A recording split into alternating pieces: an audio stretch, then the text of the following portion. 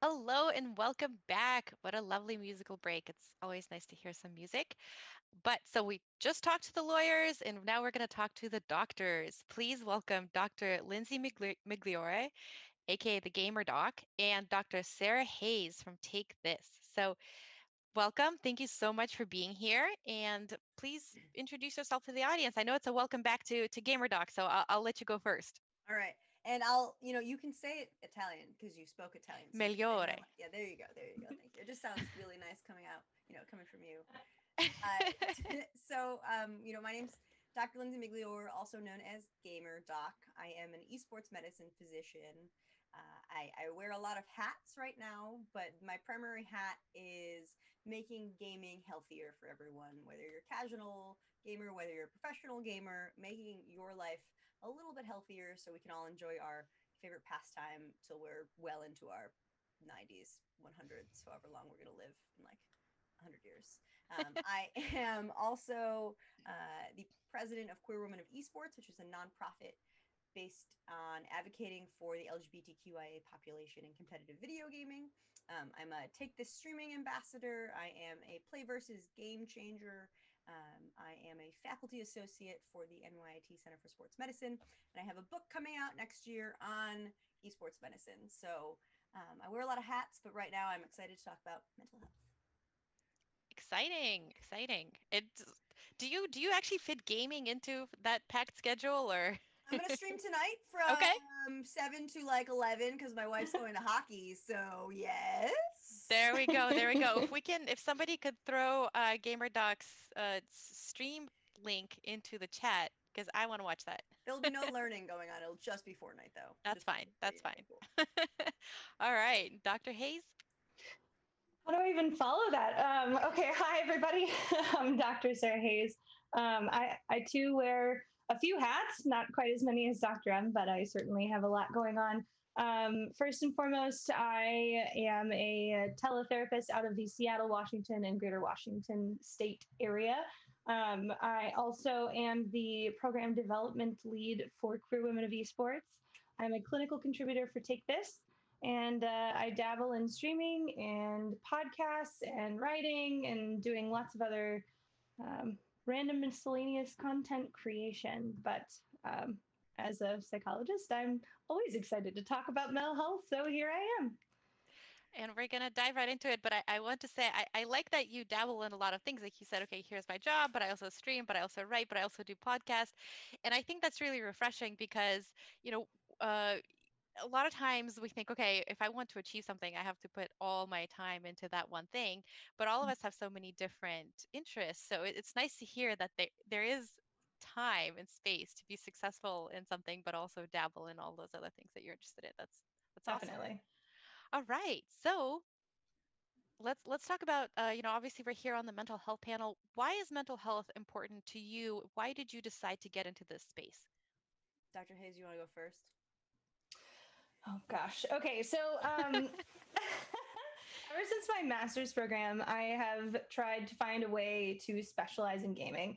I grew up a lifelong gamer. I've always had interest in geek content, from comic books to video games, movies, and media. So I always wanted to fold that into my clinical practice. And so mental health has been a big deal to me ever since I was bullied in elementary school and saw how being a supportive friend could make a big difference. So from junior high, I was in a positive role models program and became the president over that. And then I started looking into how to study psychology in high schools. I mean, it's been a lifelong thing for both, really. But I just think mental health is a game changer. It not to be punny, I guess. It's a huge impact on how we play games, how we engage in the content we're consuming, how we interact with other people. So mental health is really the framework with which we approach the world, and so we need it to be able to thrive. And gaming is one of the things that many of us are passionate about, especially here in this space. So when I'm passionate about both, I wanted to find a way to do that, and I have, and I'm thriving as a result of it. So And you made it happen. That's yes, I awesome. did. All right. Gamer Doc? So yeah, I mean, Dr. Hayes. I'm never going to say stuff about mental health better than Dr. Hayes says. It's just never going to happen. That's why you made her go first. Right, that's why I made her go first. Now I just fill in the blanks. She does the overview. I can just fill in the little stuff. But for me, I've been practicing medicine for 6 years now. Not actually sure if that number's correct, but I have been in the medical world for a while, and there's so much stress on physical health. There's so much emphasis on physical health. But without good mental health, that stuff doesn't matter, right? Like it starts with mental health. At the beginning of the day, it starts with mental health, and at the end of the day, it ends with mental health. And a lot of physicians don't see it that way, and a lot of people don't see it that way. So my mission really has been to make mental health just as important and just as visible as physical health in everything that I do. I've luckily have the neurotransmitters that have never set me personally up for major mental health issues in my life, but I've lost a couple family members to the side effects of negative mental health and negative mental health side effects. And I was actually really, really, really active in the competitive gaming scene right before I went to medical school, and it just got a little too toxic for me. It was right around the time that I was coming out as well. So that was probably the closest thing I've had to having like a struggle or have experienced, mental health issues. And I was actually pushed away from competitive gaming. I had to go to medical school instead. And, so it's always been pretty near and dear to my heart. So that's kind of my mission. That's kind of why everything mental health is important to me. And that's kind of why I'm doing a lot of the things that I'm doing right now. That makes sense. That makes sense. So, you both touched a little bit on this, but how mental health isn't always taken as seriously, whether it's by medical professionals or even maybe in your support network, right? Maybe your friends or family maybe don't take it as seriously, and that's tough. So, what is some of the stigma that surrounds mental health, and is it different? Sort of like, okay, here's the general population, and this is how they think about mental health, and is it very is the stigma very different in the gaming space? Dr. Hayes is nodding.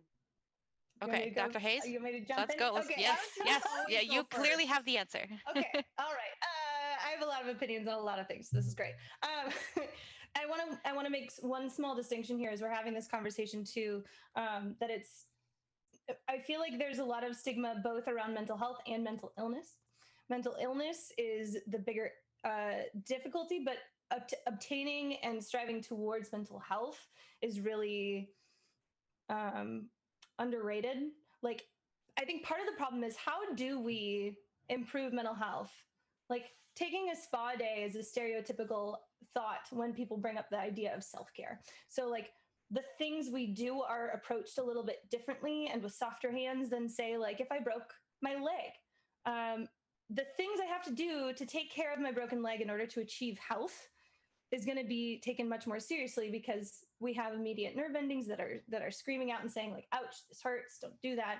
And we have to take that seriously because we see a person with a physical cast on their body. Like, there's so many reasons why that physical health experience is both much more like sensory, immediate, and I'm not trying to cross into your lane, Dr. M, because I know that that's something you can definitely attend to, but that's one of those things where mental health is harder to take seriously, and there's a lot of stigma around it because the things we do to tend to it feel like they're not as important as the other things we want to do.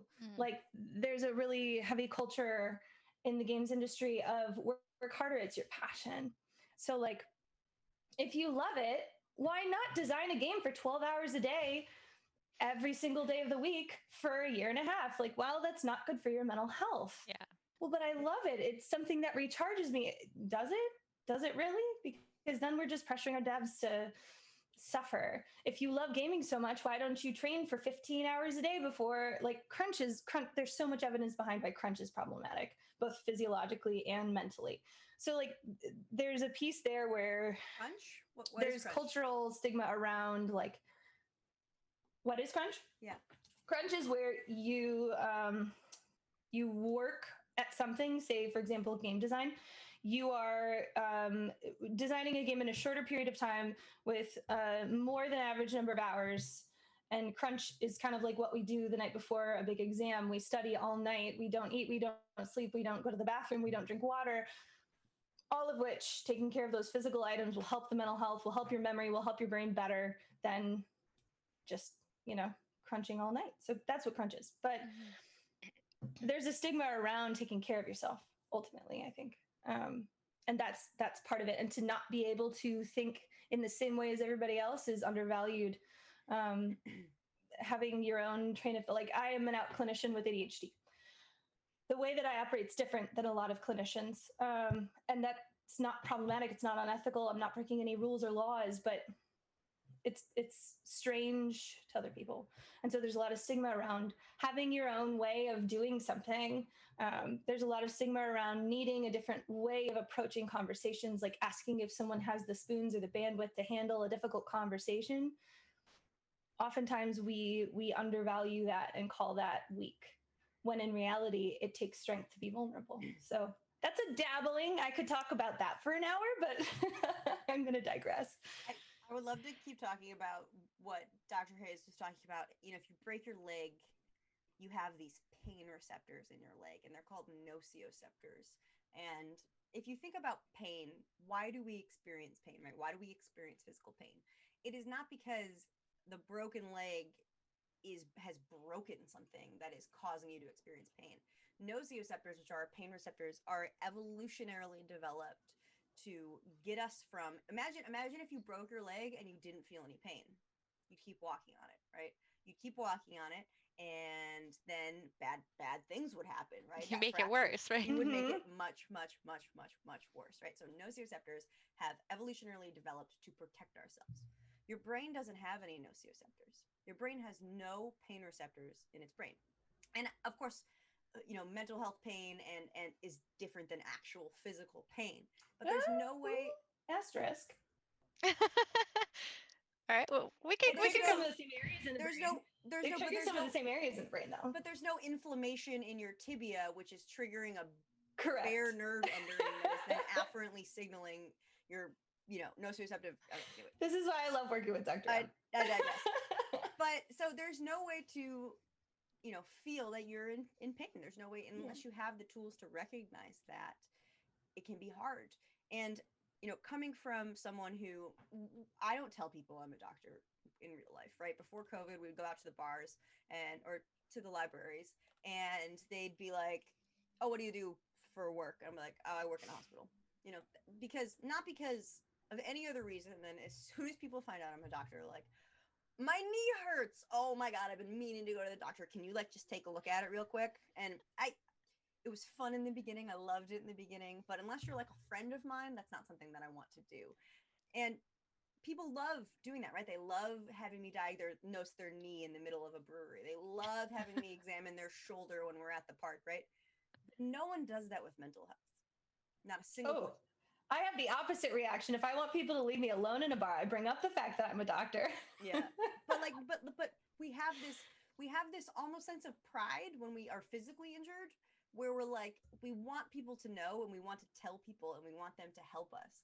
But when we're feeling down, when we're feeling depressed, and when we're not feeling the same pleasure and activities that we normally feel, when we have thoughts of self-harm, we keep it to ourselves, right?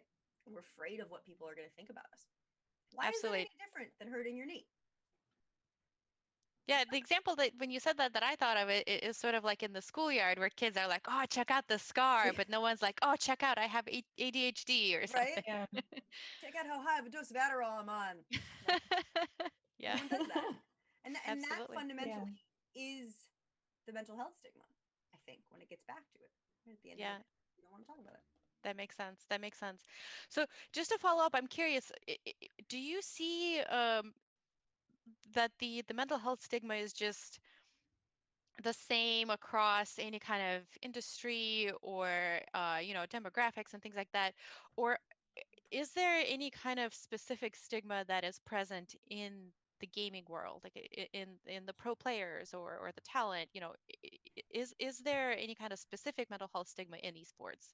Rhea's like, remember my original question? Can you guys answer it, please? You know. Well, no, I'm just really curious because you're the experts and I have you here for another 20 minutes. So, Yeah. I think that Yeah. it depends on what population you're talking about. So in esports we have this, and in esports and gaming we have this culture that has been developed over the years where 24-hour streams are cool, right? Not eating anything other than like 7 Red Bulls is cool, right? Like yeah. that's like, I've done a 24-hour stream, look at how cool Mhm. I am.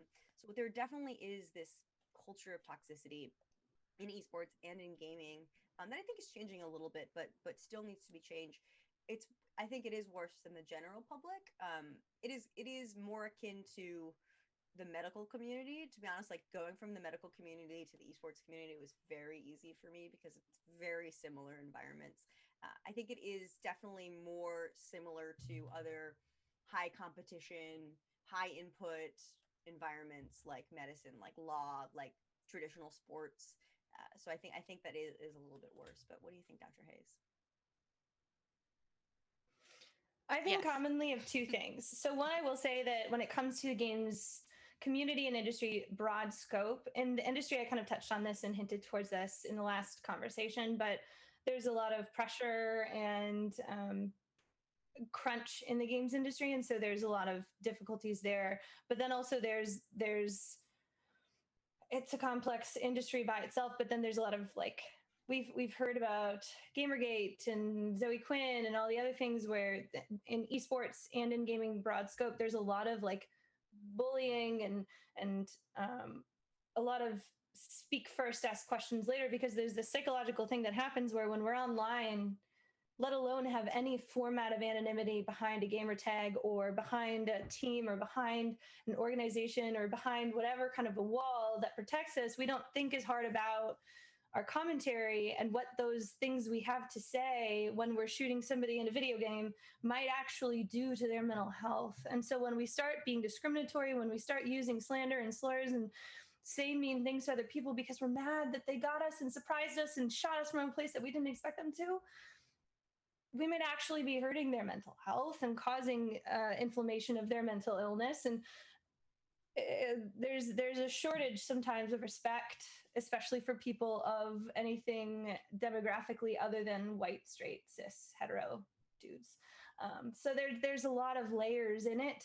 But online, broad scale, the thing that I think about is the anonymity effect, and or the disinhibition effect of being on the internet and saying things that we wouldn't even normally say to somebody's face. And then also just culturally kind of this get good kind of a culture where you eat Doritos and drink Mountain Dew and just sit and you're naturally skilled. It's like, no, it takes work, it takes effort, it takes practice, it takes balance, and it takes self-care, both physically and mentally, to be able to do those things as elite esports athletes and as gamers and communities to be able to help out. Take This was founded on the concept that we need to improve the way that we approach mental health and mental illness in the games community and industry, because one of the dear friends of the founders took his own life, and he was a games journalist. And so there's just a lot of pressure. And finally, the other thing that I think about is how we are so often to give bad reviews and bad feedback. And with social media and editors and developers at our fingertips, or athletes at our fingertips, or everybody else, we're very quick to be like, this game sucks. Well, that person did that crunch thing for 2 years to make this thing that you're now saying derivatively sucks. So we got to take some time and be kinder to one another. I think you I made crunch up. so agree with that. It's so disheartening when I see that because, and I just don't get it because so as somebody who is a content creator, I stream and I cosplay, so I put the photos up on Instagram, things like that. So when I see just comments where like, oh well, this sucks or this is stupid, it's like, Mm-hmm. why? You literally took time out of your day to make my day worse. Yeah. There's no point in that. Like, if you don't enjoy what I'm doing, go somewhere else. Why are Right. you here? I just so Yeah. and the other thing that Dr. Hayes brought up that I also have experienced personally is that a lot of my female friends have actually dropped out of gaming because of the Yeah. toxicity and the bullying that you're talking about, where maybe they didn't have specific mental health issues going into gaming, but they've just been bullied and harassed so much that it takes a toll on their mental health and they actually stop playing. So do you, Dr. Hayes specifically, Mm. and Dr. M, if you want to chime in after her, but what can you say to essentially the typical gamer that will help them essentially treat others better? Like how, what can we tell them to convince them that, hey, this is a real problem when you see my gamer tag, you assume I'm a woman and you tell me to get out of the game and go make you a sandwich. Like that's really hurtful and really harmful. What can we say to them to really get through to them and to make the community better? I mean, I'm not gonna say do this, but I loved the tactic. I think it was Zoe Quinn started sending an email to people's mothers uh, about what their child was You saying should to do them. that. I mean, 1 out of 2 doctors recommends. yeah. But I I I mean, think it's time consuming, right? I mean, I'm not saying that's a bad thing, but then you have to find their mother and things like that. right. But it to me, it's just so jarring Yeah. how the person who's saying the hurtful content to them is just a blip. They Yeah. forgot that they even did it 5 minutes later. And to me or whoever is on the receiving end, we're still thinking about it a week later. And it's just Yeah. I want the bullies on the internet to understand that you're actually excluding so many people from the community because of your behavior that you're maybe not even realizing you're doing. I mean, I think part of it is you're right. It's habitual. It's the things we say to each other, like the nicknames we use for one another. First of all, I think something to internalize is it is none of your business what gender anybody is that you're playing with. So if you hear someone with a moderately pitched voice, don't be like, "Are you a girl or a boy? Is that a man?" Like, it's none of your Hate that business. question. It's Hate none of that your question. business. If someone's gamer tag, like my gamer tag is very clear uh, in what my gender is because it has my physical name in it. So and I did that on purpose and I keep it on purpose in that format because I think that it takes some of that challenge. But for people who are the subject of discrimination or this bullying or this suffering, I encourage you to find people to play with in communities like Queer Women of Esports, like Take This, like other communities out there that are supportive and kind and people to play with. I never played MMOs. I never played multiplayer. I never played battle royales because I didn't want to deal with other people's BS until I met Dr. M. And then she pulled me into Fortnite and I actually felt supported and trained and in a way like training like I don't know how to build. Teach me how to build. And she taught me how to build. She didn't judge me. She still doesn't judge me because I'm terrible at building. But she carried me respectfully. I think ultimately following the Bill and Ted rule, being excellent to each other.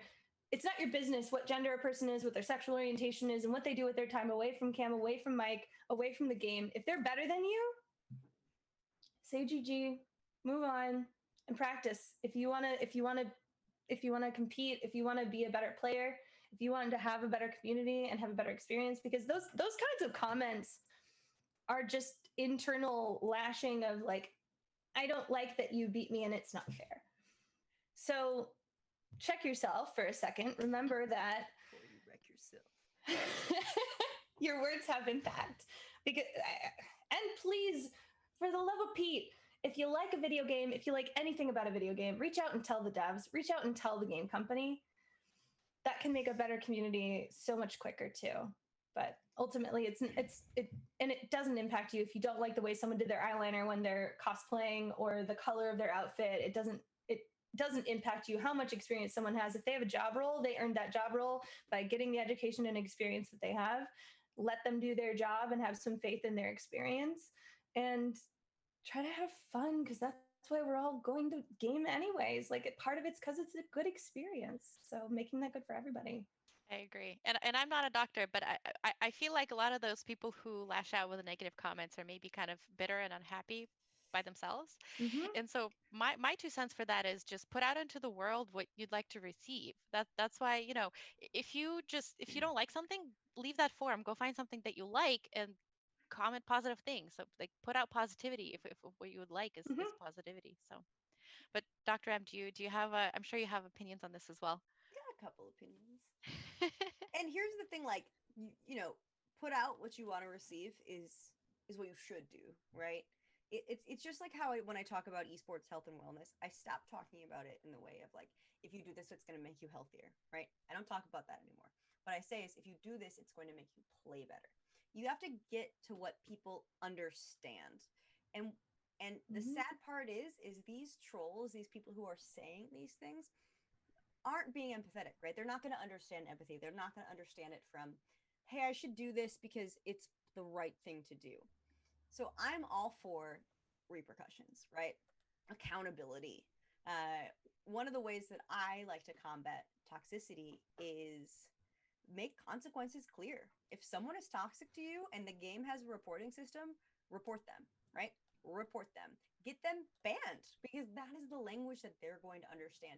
And you're not a jerk for getting them banned, right? They're the jerk because you respond to a jerk by making them deal with the consequences of their actions. That doesn't make you a jerk. And one of the things you were talking about, Rhea, was, putting out into the world what you want to get back. That's fantastic, right? Like, you understand that. Dr. Hayes understands that. I understands it. Josh understands that.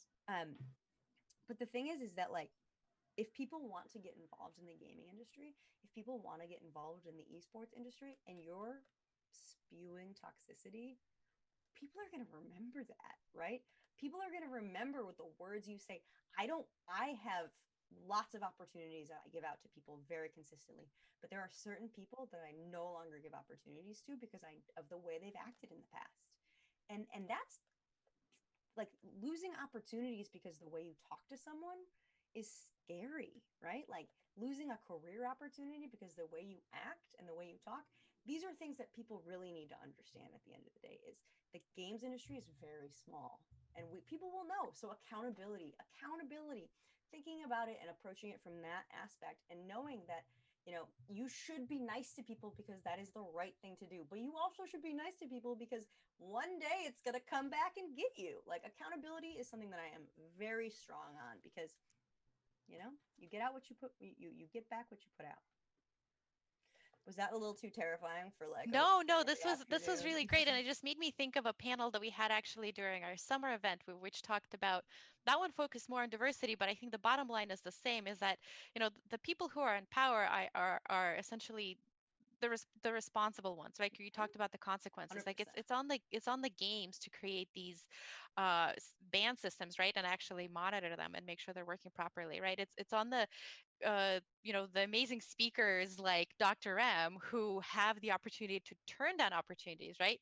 It's on everybody who has a little bit of power Yep. to actually regulate this industry and say, like, we're not going to give opportunities to the bad guys and we're going to promote the good guys. Yeah, I like Mm-hmm. that. And can I say one more thing? Is that okay? Absolutely. So I believe in sponsorship. So sponsorship is different from mentorship. Sponsorship is when you give people opportunities that will advance their careers. So recently, a buddy of mine wanted to really get into esports, and so I asked her to write a couple words, a couple paragraphs for my book that's coming out. And she's going to be a co-author, right? She's going to be a co-author on the book. Her name is going to be on that book, and you know that was a sponsorship opportunity. And if you are a person who puts out good into the world, those sponsorship opportunities are going to come your way. And if you're not a person who doesn't put out good stuff, those sponsorship opportunities are not going to come your way. So if you are in power, making sure that you're not just doing performative advocacy, right? Making sure that you don't just throw rainbow packaging on your product. Make sure for Pride Month you just don't like you don't host one queer person, right? Actually sponsoring and giving people opportunities that will advance their careers, and you get nothing in return. Be a sponsor, right? Be a sponsor of underrepresented communities. It is our responsibility. It really is at the end of the day. It really is. It's so huge. I have a small hand in the game jam, hiring process, and I'm Yes. always like, right, I want to see diverse applications Yep. because, it's about Hmm. representation. It's about, like you said, giving people those opportunities to actually let their careers take off. Mm-hmm. Absolutely. Okay, so let's talk a little bit about mental health resources because this was a great subject, but I feel like I veered you off a little bit off of We're what here I for mental promised to health. talk Our about. bad. But resources is very important, and I feel like there's two pieces to it, right? There's the resources for awareness, right? Where can someone go if they feel like they just don't know so much, right? If we like you said, you were blessed with neurons that don't give you issues in life, like where can I go and learn about what maybe my friends or family are experiencing, right? And then on the other side is, if I am experiencing those issues, where do I go to reach out for help? Dr. Hayes, it's all you. So the easiest one I know offhand is at Take This. We have a resources page on our website specifically for, well, it's actually not specifically for, but catering to the games community and industry, but also broad scale. So even if you aren't a gamer, even if you're just here because you're trying to be supportive of the efforts that are happening here this weekend, and or if you are a gamer, check out the mental health resources. There is a list specifically of mental health providers that cater to gamers, geeks, the games community, but then there's also generally resources about therapy, education, places to go, suicide hotlines internationally. There's discords, but I'd also like to touch on things like we discussed briefly before, like finding a community that supports the efforts that you believe in, doing some of that sponsorship, doing some of that efforts in fostering a healthy place for people to be, a safer space for people to feel like they can belong and grow and thrive. Um, Finding communities like Queer Esports, like Take This, like um, I Need Diverse Games. Tanya DePass is doing great work. There's so much out there. If you look for it, GamerX, Gamers Out. I mean, I could just sit here and rattle off a list of probably 20 orgs. But end of the day, and on Take This's website, there is a mental health resources page for education and for therapy and outreach and support services. At Queer Esports, we have a Discord. We have all kinds of community built, and are welcoming and open for everybody, allies included. Dr. M. I mean, you did great. You did okay. 10 out of 10 would recommend. What she said. Just to what she said. Well, I mean, what you said was great, so I don't blame her. Just to sort of like really narrow it down, because I feel like sometimes, or maybe often, people who are experiencing some mental health issues, and especially, if they're already in sort of like the geek community, maybe they're already introverted, so sort of, there's sort of compounding issues where you feel isolated. What's sort of just a basic first step to start? Like if somebody's sitting, in front of their computer right now and they're thinking, oh, I probably could use some help with mental health issues. Like, what's the first step that I can take? Because you're talking about, like finding a supportive community, and that's amazing. But like, how do I even go about doing that?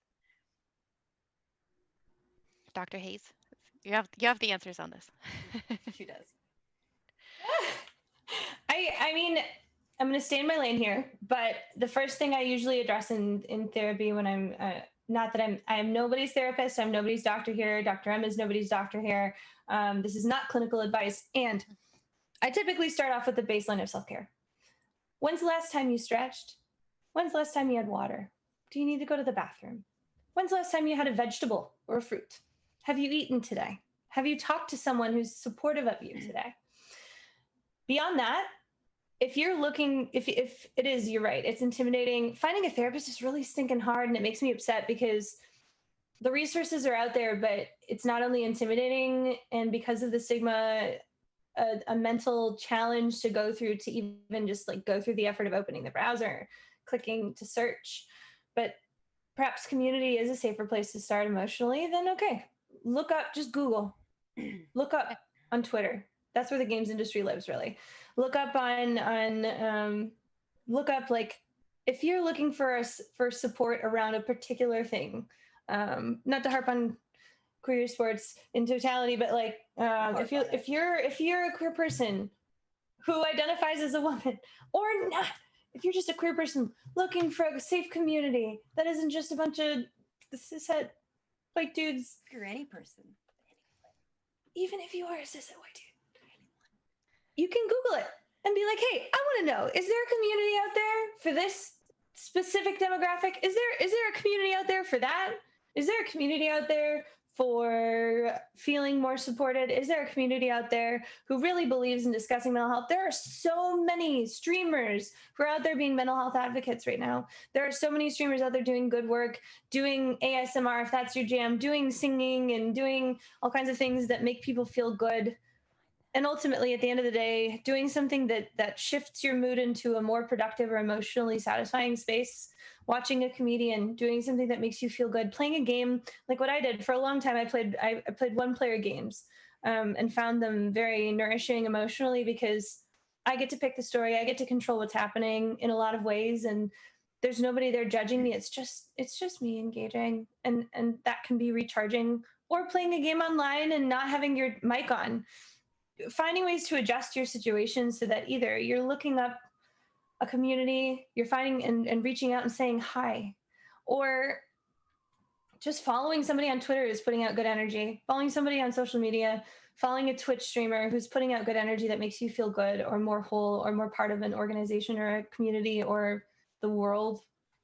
Looking for those resources can be really challenging, but finding community, finding things that give you more energy to do the things you need to do to become a more wholesome person internally and out. I One like step that. at No, I really like that because that was really my question is like what are some of the basics? Because if someone doesn't know where to start, it's extremely overwhelming. So we have like really good basics, right? Stand up and stretch, eat a vegetable, Google a community that might be of interest to you.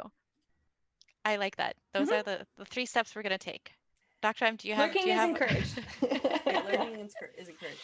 Yeah, I think what Dr. Hayes says, and then remembering, exercise, sleep, nutrition, exercise, sleep, nutrition, exercise, sleep, nutrition. Are you sleeping enough? Are you going outside at least once a day and going on a brisk walk? Are you eating healthy foods? Mhm. Those are the pillars of health, of physical health, and physical health is reciprocal with mental health. Yeah, I was So, going to say those three things are the reason I have job security. Honestly, because people are so bad at them. yes. Got it. That and crunch, which I'm pretty convinced is still a word you made up. But It's intense. Yeah. it's, Well, that's our culture in the U.S. crunch makes sense. Crunch is like it's like crunch time, you know? I Like think it's Mhm. like for me, it's cramming. Like I would that's It's the true. cram same the night thing. It's the before. same Yeah. thing. But you It's the made same up thing. the word.